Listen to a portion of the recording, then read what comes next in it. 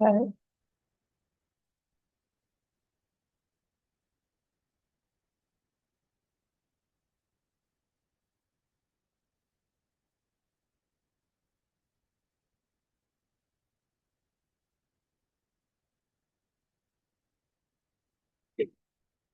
Okay. So you have 10 minutes to present your portfolio. You may now begin.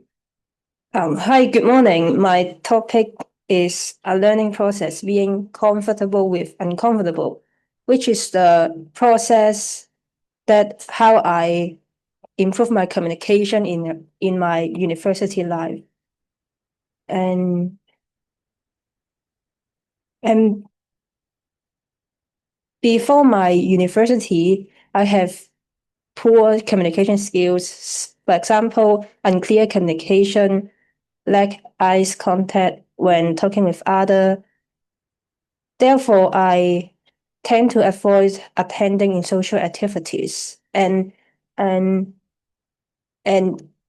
this behavior uh,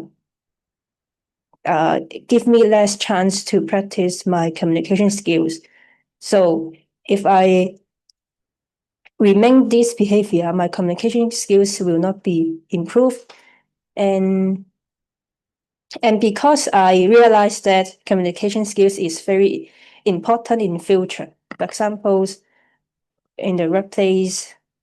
And so I decided to improve my communication skills in my university because uh, in compare with with secondary school, I in secondary school I only focus on my academic performance, but in my university, and I have more time to do another things. And my first experience is joining the anti-bullying school service activities, which organized by uh, at UHK, and I being a student helper on these activities. These activities is about playing a card game with the students. The reason I joined these activities is that I want to enhance my communication skills. I remember that in the first time I was very nervous because I need to communicate with around 10 students in a group. And also it there are many bad things happen. For example, because my poor communication skills, I realized that students seems don't want to listen to me. And also I realized there are two students left the group and go and went to another group to play with their classmate. So at that moment, I felt helpless at as the students did not pay attention to my sharing. After that, I was having doubts about my ability to do the task, and I thought that I was useless as I saw that other student helper could do well, but I could not. So I blame myself for having poor communication skills. I thought that I was inferior to others, and I have some idea about whether I should give up engaging in that activities or not. And after that, there was activities in charge. Uh, she asked she asked us what was your difficulty in holding the card game, and I told her my problem and difficulty, and she gave me some advice. For example, how to handle the same situation next time, and taught me the communication skills for how to draw a student's attention. For example, having eyes contact with them, focus focus on the message that I want to deliver, but not only on myself. Uh, show more active listening and share my self experience to the students. And after listening that, I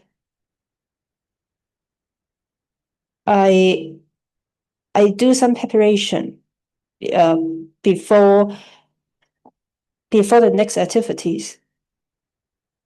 And I found that students would listen to me when I prepared what I want to talk to them. Because I think that it is because the message become more organization, so students can follow the activity easily and clearly. And also, when I share some interesting self experience to the students, it can draw their attention. Because I think it is a good opportunity to interact with the students, so I can build a relationship with them. And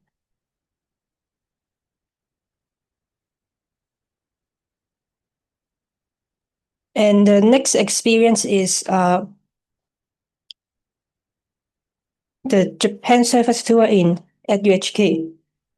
In this tour, there are 8 members, including me, in a group who went to Japan to do some volunteer work relating to SDG.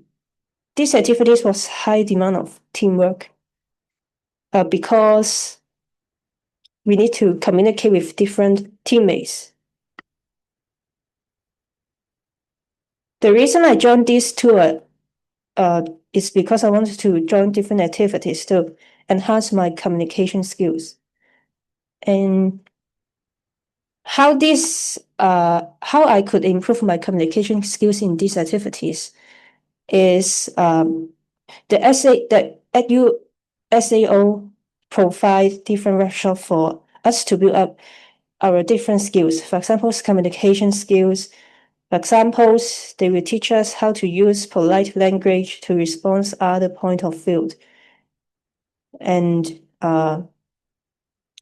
so at the end, in these activities, at least I can learn it and communicate well with the teammate in the tour. Even though our team has some conflict, and sometimes our team has some, we still can we can use the communication skills to solve the conflict quickly. And the last experience is in my internship. In this internship, my responsibility is to take care of children who is 6 to 12 years old. And I realized that in compared with joining in anti-bullying school service activities, I found that I easy to handle it.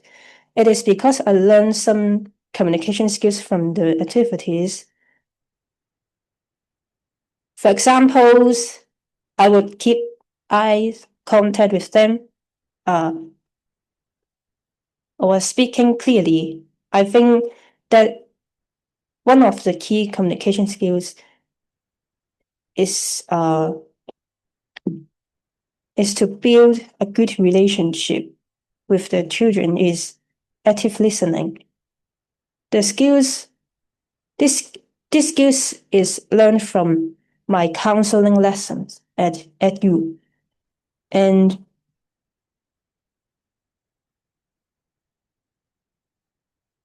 so what I should do was listening carefully and respond to them in order to show my full attention, to engage on the conversation, and show my care for the children. I think I use the communication skills become more better than before. At least active listening is a successful skill when I communicate with the children, because I found that they loved to communicate with me when I use these skills.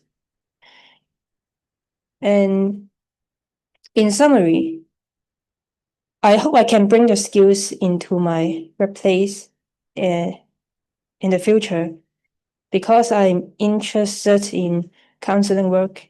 And I think communication skills are very important on counseling. Clear communication, eyes contact, active listening are the key element when counselor communicate with the client. Also, I think good communication skills with different colleagues are important. For example, using the skills for solve conflict communication and use polite language to respond to other point of view. All the experience are beneficial in the future. And that's the end of my presentation. Thank you.